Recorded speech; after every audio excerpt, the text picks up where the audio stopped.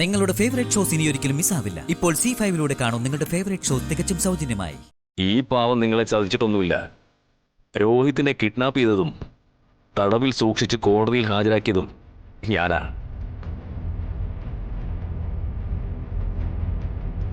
ഇയാൾക്ക് നല്ല കൈക്കരുത്തുണ്ട്, എനിക്കിഷ്ടപ്പെട്ടു. നാളെ എനിക്കൊരു പേഴ്സണൽ കൊട്ടേഷൻ ആവശ്യമായി വന്നാൽ ഞാൻ വിഷ്ണുവിനെ പ്രിഫർ ചെയ്യും. പക്ഷേ കോടതിയിൽ അതല്ല വിഷ്ണു, ബുദ്ധിയുടെ കളിയാ. കൂടുതൽ ബുദ്ധിയുള്ളവനാരോ അവനെ ജയിക്കൂ. ഇനി ഈ കേസിൽ അമിതമായൊന്നും പ്രതീക്ഷിക്കാനില്ല. അടുത്ത മാസം 17-ന് സുസ്മിതയെ വെറുതെ വിട്ടുകൊണ്ടുള്ള ഒരു ഉത്തരവ്, അത്രയേ ഉള്ളൂ.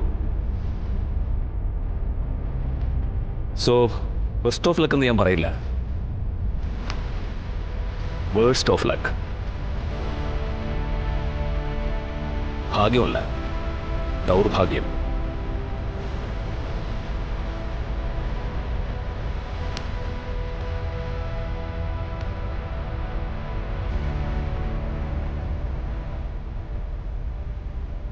അമീർ അബ്ദുള്ള അല്ലേ?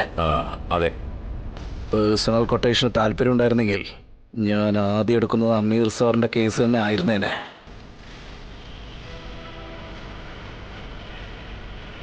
പക്ഷേ തൽക്കാലം അതിനുള്ളൊരു മൂഡിലല്ല. അമീർ സാർ എഴുതി തയ്യാറാക്കപ്പെട്ട നിയമങ്ങൾ വെച്ചാ വാദിക്കുന്നെങ്കിലേ വിഷ്ണു വാദിക്കുന്നത് സ്വന്തം നിയമസംഹിത വെച്ചാ കേട്ടാ.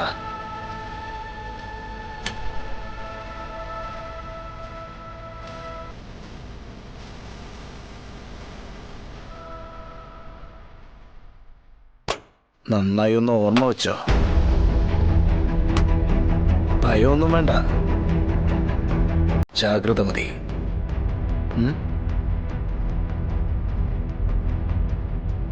തോറ്റുപോകുന്നവരുടെ ഇത്തരം വിരട്ടലുകൾ ഒരുപാട് കേട്ടിട്ടുണ്ട് വിഷ്ണു. ഞാൻ ഐ ഡോണ്ട് കെയർ. അതിനാരാണ് സർ തോറ്റത്? നുണകളുടെ പഴമുറം കൊണ്ട് അമീർ സാർ മറച്ചു പിടിച്ചിരിക്കുന്ന സത്യത്തിന്റെ സൂര്യൻ നാളെ പുറത്തു വരിക തന്നെ ചെയ്യും.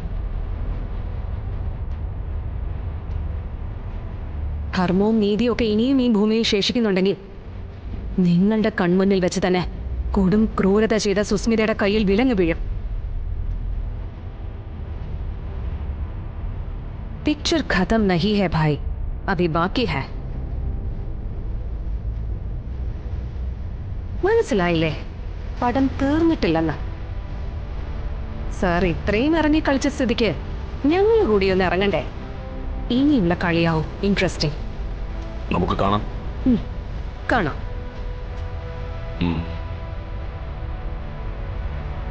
എന്നാ പോട്ടെ വിഷ്ണു.